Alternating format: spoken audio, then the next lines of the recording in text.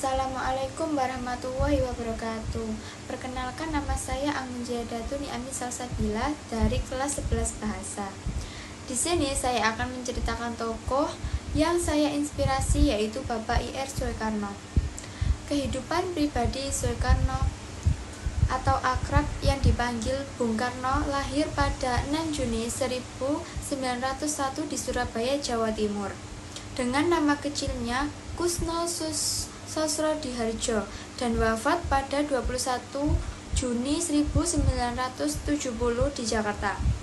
Bung Karno adalah anak dari pasangan Raden Suwekemi Sosrodihardjo dan Ida Ayu Yoman-Rai. Karena sakit-sakitan, Soekarno kecil dirawat kakaknya bernama Raden Hardijikromo di Tulungagung. Soekarno kembali tinggal dengan bapak dan ibunya pada 1909 di Mojokerto. I.R. Soekarno ialah pahlawan nasional Indonesia yang merupakan presiden pertama Indonesia. Perjuangan dan jasanya untuk bangsa Indonesia tidak terhitung jumlah. Bahkan kehebatannya tidak hanya dikenal di dalam negeri namun sampai internasional. Itulah sebabnya biografi I.R. Soekarno sangat menarik untuk dibahas dan diketahui oleh generasi bangsa Indonesia. Perjalanan politik I.R. Soekarno sangat luar biasa, bahkan sudah terjun ke dunia politik sejak usianya masih sangat muda. Soekarno terkenal pertama kali pada tahun 1915 saat menjadi anggota Jongjava Cabang Surabaya. Cerita singkat, tanggal 29 Desember 1929, Soekarno ditangkap di Yogyakarta untuk dipindahkan ke penjara Banjau di Bandung. Kemudian pada tahun 1930 dipindahkan ke penjara Sukamiskin, dan di tahun ini pula Soekarno mengeluarkan pledoi Indonesia menggugat yang sangat fenomenal. Saat itu sampai akhirnya dibebaskan pada 31 Desember 1931.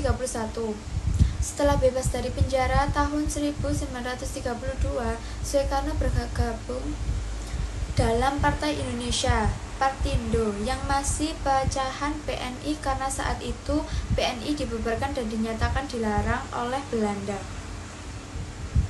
Tahun 1938, Soekarno kemudian diasingkan ke Provinsi Bengkulu sampai tahun 1942. Pada masa penjajahan Jepang, tahun 1942, Soekarno baru kembali dibebaskan. Setelah melalui perjalanan panjang, tahun 1943, Perdana Menteri Jepang Hideki Toja mengundang Soekarno dan Muhammad Hatta dan Ki Bagus Hadikusumo yang kemudian disambut hangat kehadirannya oleh Kaisar Hirohito. Mereka bertiga telah dianggap sebagai keluarga Kaisar Jepang dengan diberikannya bintang kekaisaran Ratna Suci.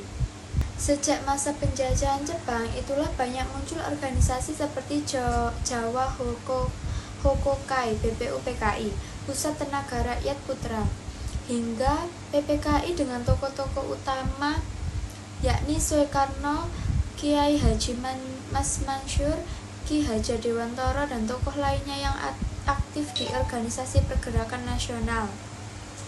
Pergerakan nasional tersebut melakukan bekerja sama dengan pemerintahan Jepang untuk kemerdekaan Indonesia. Selama perjuangan yang panjang, akhirnya Soekarno dan Muhammad Hatta memproklamasikan kemerdekaan RI pada 17 Agustus 1945 yang didesak oleh kaum muda dan sempat diculik ke Rengas Dengklok. Sejak itulah Soekarno diangkat menjadi presiden pertama Indonesia dan mulai dikenal sebagai sang proklamator yang didampingi Muhammad Hatta sebagai wakilnya. Sebelumnya, pada 1 Juni 1945, sidang BPUPKI, Soekarno sudah mengemukakan gagasan tentang dasar negara, yakni Pancasila yang sekarang masih menjadi dasar negara kita. Setelah berhasil Merumuskan Pancasila, Soekarno berupaya menyatukan Nusantara menjadi negara kesatuan Republik Indonesia. Atas kejayaan perjuangannya untuk Indonesia, Ir Soekarno juga mengalami masa jatuh dalam politiknya setelah Wakil Presiden Muhammad Hatta akhirnya memutuskan untuk mengundurkan diri dan memisahkan diri dari Soekarno tahun 1956. Karena peristiwa itulah, Soekarno mendapat pengucilan dari presiden yang menggantikan dirinya, yakni Soeharto. Karena usianya yang sudah tua dan sering sakit-sakitan, akhirnya Soekarno wafat di Jakarta, tepatnya Wisma Yaso pada tanggal 21 Juni 1970. Kemudian jasadnya dimakamkan di Blitar dan menjadi ikon kota Blitar hingga saat ini. Makam Soekarno pun selalu ramai peziarah dan wisatawan yang datang di hari tertentu dan sangat ramai saat haul proklamator tersebut. Mengapa saya bisa terinspirasi dari Ir Soekarno? Karena Ir Soekarno adalah salah satu pahlawan bangsa Indonesia yang sudah mati-matian memperjuangkan bangsa Indonesia agar merdeka. Sekian dari saya, apabila ada salah kata saya mohon maaf sebesar-besarnya.